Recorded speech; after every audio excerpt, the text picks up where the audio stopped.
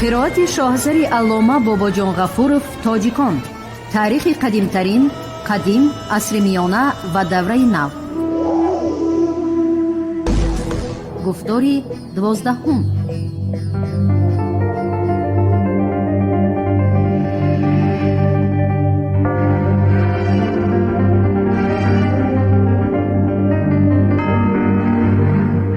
اجدادان تاجیکان در دوره ترقیات مناسبت‌های غلامداری آسیای میانه در هیئت دولت هخامنشی‌ها.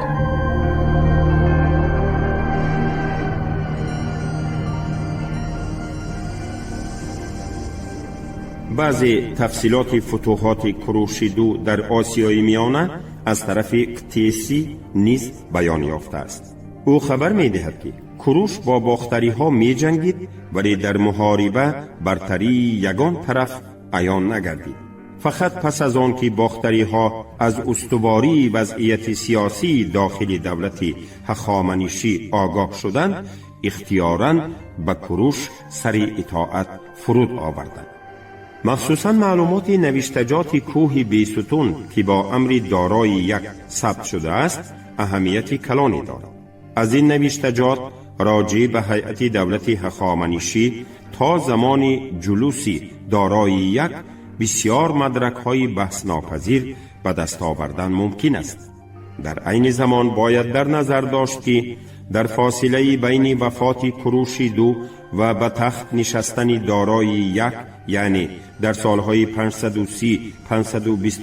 پیش از میلاد، هخامنشی ها نه اینکه به تابع کردن ولایت های نو آسیای میانه، بلکه به فتح مصر و امور داخلی دولت خود مشغول بودند. دارا در ستون اولی نوشتجات مذکور این است: آن کشورهایی که با مهربانی اهورامزدا نصیب من گردیدند میگوید و از جمله این کشورها پارت، آریا، خوارزم، باختر، سوق و همچنین ولایت‌های جنوب افغانستان و شمال و غربی هندوستان، قندهار، ستگیدیه، ارخاسیه و در میان دو ولایت اول سکرا احتمال سکایهای حومورغه در نظر داشته شده باشد نام میبرد. در سرچشمه های یونان قدیم اخباری موجود است که کروش کپیسرا، محققان عادتاً آن را به محل بغرام نزد کابل نسبت میدهند، خراب نمود. در اساس خلاصه آن دلیل و مدرک های خیلی کم که ما در دست داریم می توان تخمین کرد که به کروشیدو فتح پارت، باختر، خوارزم، سوق و کدام یک قسمت سکایی ها یقیناً سکایی های حومورغه میسر گردیده است. تا کجاها طول کشیدن حدود دولت هخامنشی در قسمت شمال و شرق به ما معلوم نیست. یک وقتها چندی از محققان به بعضی سرچشمه های بعدینه که بنیاد شهری کیراپل را به کروش نسبت می دادند استناد نمودند تا فرغانه رسیدن حدود دولت هخامنشی را تصدیق کردنی می شدند. ولی این ادعا در اساس تحقیق و تحلیل مدرک های زبانی تا اندازه اهمیت خود را از دست داد.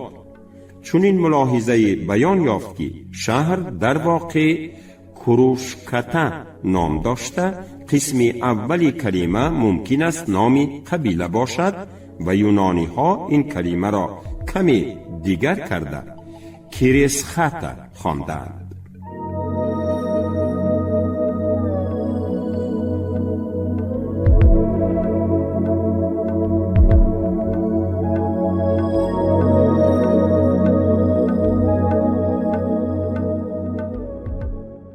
کروش و تامیریس.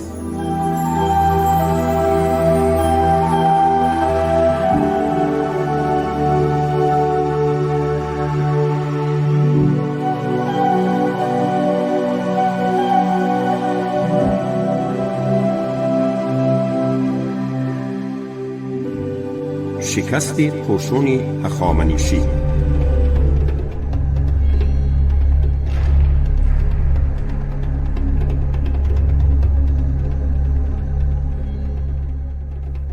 در سال 539 پیش از میلاد کوروش دو بابل را سرنگون کرده به قصد استیلای مصر افتاد.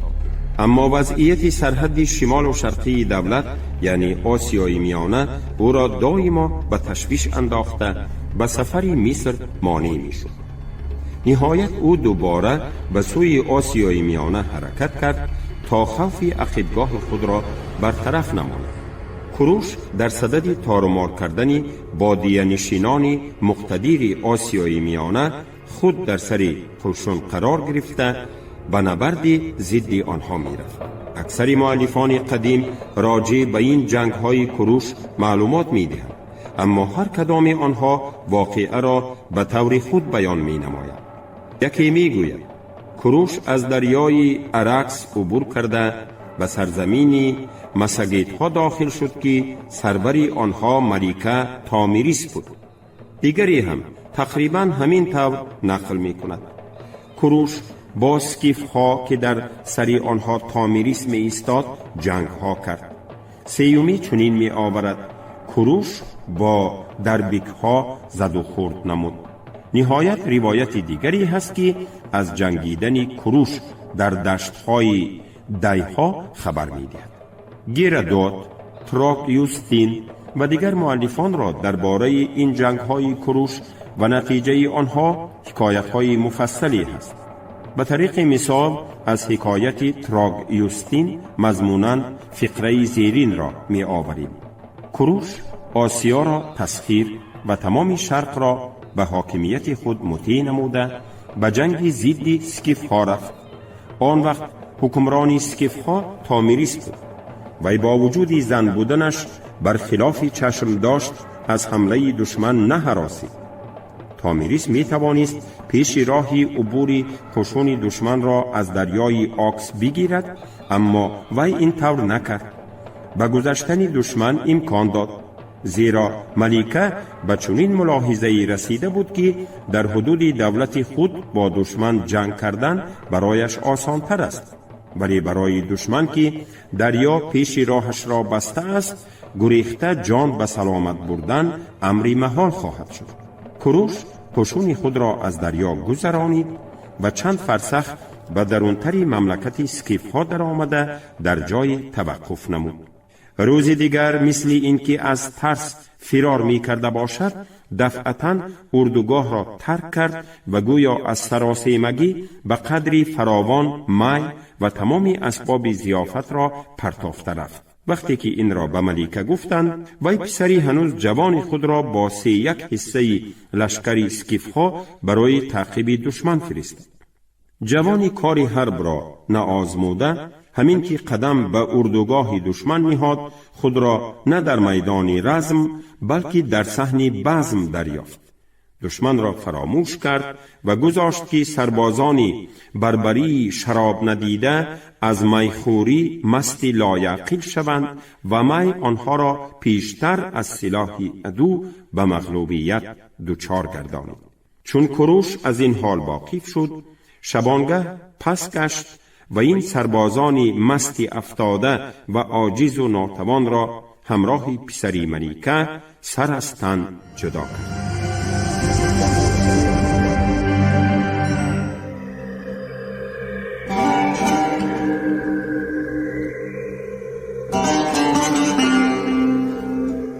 اثری تاجیکان شعله‌ای بود که به صفحه‌های تاریک و فراموش گشته تاریخ ملت تاجیک روشنی انداخته پدیده‌های خودشناسی و افتخار ملی را تکمیل داد. پرزیدنت جمهوری تاجیکستان امام علی رحمان.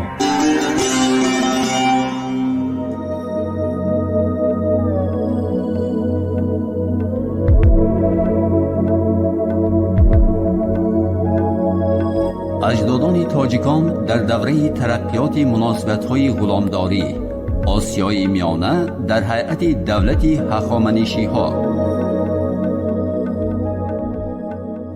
تامیریس اینقدر قشون را و از همه علمناکتر یگانه فرزند دلبند خود را از دست داده تسلای دلی پردرد خود را نه در اشک‌های سوزان بلکه در انتقام جانستان دید و مثل همان تدبیر دشمنی مکار که حالا در نشاط برار دیروزه کیف و صفا دارد تدبیر اندیشید. و چنان وانمود کرد که گویا پس از این ضربه سخت به قوه خود باور ندارد و راه گریز را پیش گرفته کروش را با حیله از دنبال خود به تنگنای کوه کشید که پیشکی در کمرهای آن سربازان خود را به کمین نشانده بود. تامیریس در اینجا قشون 200,000 نفره فارس را همراه پادشاهشان محو نمود. حتی یگان پیکری یا جانداری که فارس‌ها را از این شکست دهشت‌انگیز آگاه می کرده باشد باقی نماند. ملکه امر کرد که سری بریده کروش را به مشکی با خون آدمی پر کرده شده اندازند و خود با چنین سخنان بیرحمی او را محکوم نمود. اینک سیر شو از خونی که تو همیشه تشنه آن بودی و هیچگاه از آن سیر نمی شدی. حکایت گیرداد باز هم مفصل تر است. از آن معلوم می شود که کروش اول به واسطه فرستادگان مخصوص تامیریس به ملکه زناشو شدن را پیشنهاد کرده بوده است. لیکن تامیریس می نویسد گیرداد نه خواستگاری وی بلکه خواستگاری سلطنتی مسگیت ها بودن کروش را پی برده این پیشنهاد را رد نمود. پسری تامیریس را سپرگپیس می نامیدند. وی کشته نشده بلکه اسیر افتاده خودش را کشته بوده است. دایر به محاربه مسگیت ها و قشون هخامنشی چنین نقل کرده می شود. این محاربه از تمام زد و خوردهایی که بربری ها اشتراک داشتند شدیدتر بود. از روی شنیدم و این طریقه روی داده است. اول هر دو قشون از مسافه دورتر ایستاده و یکدیگر از کمان تیر پراندند. ثانی وقتی که تیری کمان تمام شده است به جنگ تن به تن گذشته نیزه و شمشیر زنی کردند. قشونها مدتی دور و دراز به هم مقابل ایستاده هیچ یکی از طرفها به گریز رو ننهاده است. نهایت مسگیت ها غلبه به دست آوردند. بیشترین قسمت قشون فارس در میدان جنگ نابود گردیده خودی کروش هم کشته شده است. استرابان به این اخبار چنین یک معلومات خیلی مهم را علاوه می نماید که در وقت این جنگ دشمنان بادیه نشین کروشی دو او آنها را سکایی می نامد قشون هخامنشی را 2 بار شکست دادند. مسئله انیق معین کردن سمت حرکت کروش دو و محل جنگ های او خیلی مرکب است. بعضی ها تخمین می کنند که این سیردریا، امودریا و یا اوزبای است. شاید محل آخری به حقیقت نزدیکتر باشد. از طرف مسگیت ها شکست خوردن کروش در آخر ایول و ابتدای اوگوستی سال 530 پیش از میلاد واقع شده است که این یگانه سنه یقینا مقرر شده تاریخ خلقهای آسیای میانه می باشد. چنانکه دیاکنف می نویسد کروش یکی از برجسته ترین سیماهای تاریخ قدیم بود. این بیشبه حق است، زیرا کروش در فعالیت خود همچون افاده کننده بسیار تمایل های پیشقدم زمان خود برآمد می کرد. علاوه بر این ذخیره های فراوان دولت پهناوری هخامنشی که طول آن از آسیای خرد تا وادی هند کشیده می شد در اختیار او بود. با این همه نگاه نکرده او در مبارزه با بادیه نشینان آسیای میانه نه فقط به شکستی سخت دچار شد بلکه خودش هم هلاک گردید. اینجا اصل گپ نه در ناآمدی کار و نه در بخت نااستوار است.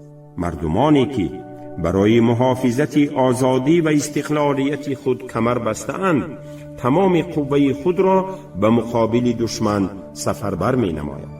تمثال چنین مبارزه های قهرمانانه چی در تاریخ خلق های آسیای میانه و چی عموماً در تاریخ جهان بیشمار است.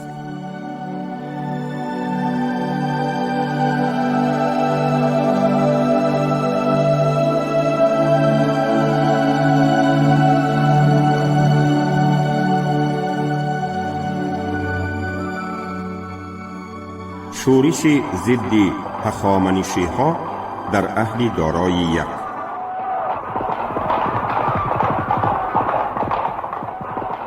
غلبه بادیه‌نشینان آسیای میانه بر کوروش دو در حل تقدیر دولت هخامنشی رول کلانی بازی. از یک طرف بنیادگذار توانای دولت هخامنشی کشته شد، از طرف دیگر پسر و ولیعهد او کمبوجیا مجبور گردید که سفر جنگی کیها مقرر شده مصر را موقوف گذارد. دیرتر کمبوجیا به هر حال به مصر لشکر کشیده این مملکت را هم به تحت تصرف هخامنشی ها درآورد. در سال 522 پیش از میلاد حاکمیت ایران را یکی از نماینده های سلاله هخامنشی دارای یک به دست درآورد.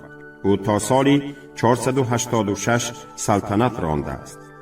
بی سر و سامانی های خاندان پادشاهی و مبارزه های تاج و تخت طلبی که در محیط بحران سیاسی و اجتماعی به وقوع می آمد، به پریشانی دولت هخامنشی و سرزدن جنبش های استقلالیت خواهانه یک قطار ولایت ها آورده رسانید. در نوشتجات مشهور کوه بیستون که دارا به مقصد جاویدان گردانیدن کارهای خود ثبت کرده است، از خصوص فرونشاندن چنین آشوب‌ها به طور مفصل نقل کرده می شود. خلقهای آسیای میانه هم برای از دوش برانداختن یوغ اسارت هخامنشی ها از این فرصت استفاده نمودند. پارت، مرغیان و مملکت سکایی ها سر برداشتند. نوشتجات بیستون 6-8. شورش مخصوصاً در مرغیان وسعت زیاد پیدا کرد. دارای یک در نوشتجات بیستون کتیبه بیستون در این باره چنین نقل می بود: دارا گوید کشوری مرغیان به آشوب آمد، یکی را با نام فردی مرغیانی سردار خواندند. پس من یک مردی فارس را با نام دادارشیش بنده و واری من به باختر فرستاده به او گفتم برو و مغلوب ساز لشکری را که خود را نه لشکری من گویم.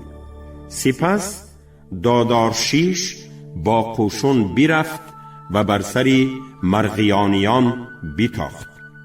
اهورامزدا به من مددگار شد. با مرحمت اهورامزدا قوشون من لشکری آشوبگران را تارومار نمود. روزی 23 ماهی اسیدیه جنگ آغاز شد. پس از این دارا می گوید کشور مطیع من گردید. سنه این نوشتجات مطابق 10 دکبر سال 522 پیش از میلاد است و این هم مثل سنه شکست کوروش از قدیمترین سنه های انیق معین گردیده تاریخ SSSR به شمار می رود.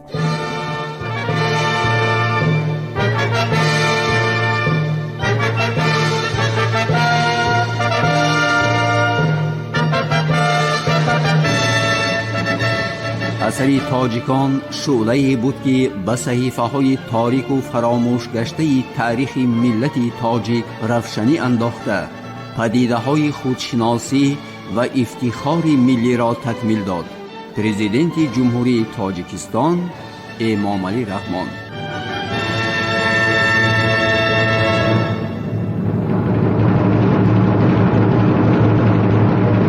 اجدادان تاجیکان در دوره ترقیات مناسبت‌های غلامداری آسیای میانه در هیئت دولت هخامنشی ها. قشون هخامنشی با سرداری والی باختر شورش را بیرحمانه پخش کرد. درسترش به خون غرق نمود.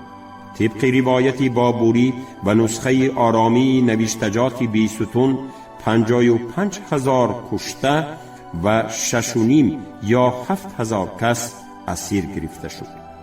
پیشوای شورشگران فرد اول رهایی یافت، ولی بعد اسکران هخامنشی او را هم دستگیر کردند. شورش‌های پارت و کشوری سکایی ها نیز بیرحمانه فرو نشانده شد. دارای یک در سال سوم سلطنت خود سال 519-518 پیش از میلاد مخصوص به مقابل سکایی های تیگرهوت لشکر کشید. در محاربه سکایی ها شکست خوردند. قسمی از آنها اسیر افتاد. در میان اسیران پیشوای سکایی ها سکونها هم بود. دارای یک برای سکایی ها پیشوای دیگر تعیین نمود. مؤلف یونان قدیم پلیین در اساس روایت های تا به او رسیده سکایی راجع به یک لوحه مبارزه دلاورانه سکایی ها چنین نقل می‌کند: دارای یک با خشونی سرشماری به مقابل آنها روانه شد. زمان به اردوگاه او سیسی سکایی شیرک آمد. اعضای بدنش معیوب، رویش از جراحت بدنما، گوش و بینیش بریده بود. شیرک عرض کرد که هم قومانش همین طریقه جزایش دادند و اینک او تشنه نقار است. او راه بلدی را به ذمه گرفته وعده کرد که قشون فارس ها را با پیرهه های فقط به خودش معلوم یک باره به عقبگاه سکایی ها می رساند. پس از 7 روز راه پرمشقت اسکران فارس به بیابان خشک و خاری برآمده ماندند. آنها را خوف هلاکت تهدید می کرد. فارس ها فریب خوردن خود را فهمیدند. شیرک در حالتی که دشمن به سرش تیغ می کشید با افتخار جواب داد: من غلبه را به دست آوردم، زیرا برای از سری هموطنان خودم سکایی ها دور کردن فلاکت فارس ها را از گشنگی و تشنگی به هلاکت سپردم. فارس ها سری سیس را از تن جدا کردند. این سفری جنگی دارای یک چینوعی که از گفته های پلیین برمی آید بی موفقیت انجام یافت.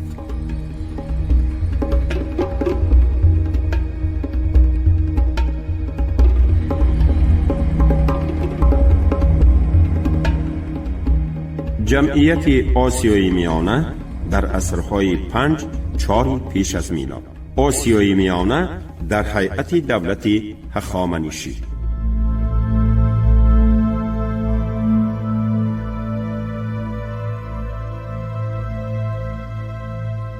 موافق معلومات سرچشمه ها، قسمت مهم آسیای میانه در هیئت دولت هخامنشی قرار گرفته بود. در نوشتجات تخت جمشید قید شده است که دولت هخامنشی از سرزمین سکایی های پسی سوق تا کوش افیوپیا مساحت بزرگی را اشغال می‌کرد. با چنین عقیده ممکن است راضی شد که سکایی های پسی سوق همان سکایی های آن سوی دریای سیر می باشند، یعنی آنهایی که در جریانگاه بالا و قسماً میانه این دریای آسیای میانه زیستند. خوارزم، سوق، باختر، پارت، اکثر ولایت هایی که سکایی های بادیه نشین سکونت داشتند همه در آوان نشأ و نمای دولت هخامنشی به هیئت آن داخل می شد. باختر تا آخرین لحظه های موجودیت دولت هخامنشی در تحت تصرف آن بوده مهمترین مرکز شرقی این دولت حساب می یافت. نفوذ زیاد و امکانیت های فراوان اقتصادی و حربی باختر و ولایت های تابع آن موقع این کشور را در حیات اقتصادی و سیاسی تمام قسمت شرقی دولت هخامنشی معین می کرد. اهمیت باختر در مبارزه های سلالوی برای تخت شاهنشاهی نیز خیلی بزرگ بود. ظاهراً اعیان و اشراف باختری سیاست جدایی طلبی را جاری کرده، در عین زمان گاه‌ها طرفی این و یا آن دعواگری تخت را می گرفتند و کوشش می کردند که در امور دولت برابری فارس‌ها موقعی راهبری کننده داشته باشد. تمام دولت هخامنشی و ولایت‌های مالیات دهنده حربی یعنی ساتراپی‌ها تقسیم گردیده بود که آنها را والی‌ها ساتراپ‌ها اداره می کردند. اثری تاجیکان شعله بود که به صحیفه های تاریک و فراموش گشته تاریخ ملت تاجیک روشنی انداخته، پدیده های خودشناسی و افتخار ملی را تکمیل داد. پرزیدنت جمهوری تاجیکستان امامعلی رحمان.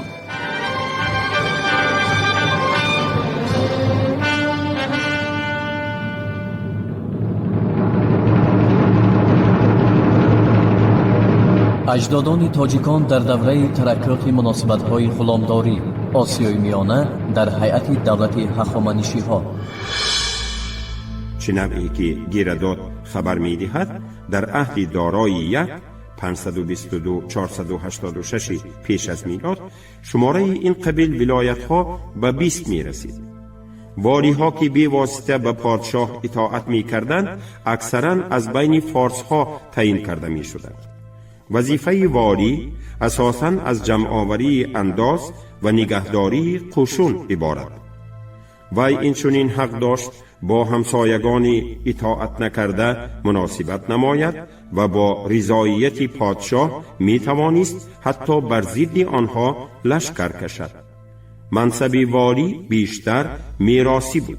باج و خراجگنداری از مهمترین عملهای دستگاه دولتی حساب می شد. موافق اصلاحاتی در ساحه مالیات جاری نموده دارای یک، هر یک ولایت می بایست اندازی سالانه را با پول ادا کند. غیر از این به طریق مالیات جنسی یعنی محصولات زراعتی یا که هنرمندی انداز می پرداختند. علاوه بر همه این باج‌های داخلی و اندازهای راه نیز وجود داشتند. مخصوصاً با سرباز تأمین کردن قشون هخامنشی برای اهالی بار گرانی بود. اهالی از این قبیل انداز و خراج‌های زیاد به عذاب و کلفت‌های طاقت شکن دچار می‌گردید. و برای دادن مالیات اکثر وقت زمین خود را به سودخورها گرو می‌گذاشت و حتی فرزندان خود را به غلامی می‌فروخت. آسیای میانه به 4 ساتراپی تقسیم شده بود. قبیله های کوچمنچی ساکن کناره های بحر کاسپی به قول گیرداد به ترکیب ساتراپی 11 داخل شده، سالانه به مبلغ 200 تلنت نقره بابوری خراج می دادند. خوارزم، سوق و پارت ساتراپی 16 بوده 300 تلنت انداز می پرداختند. باختر ساتراپی 12 به شمار رفته 360 تلنت انداز می داد. نهایت سکایی ها ولایت 15 را تشکیل نموده به مبلغ 250 تلنت خراج می داد.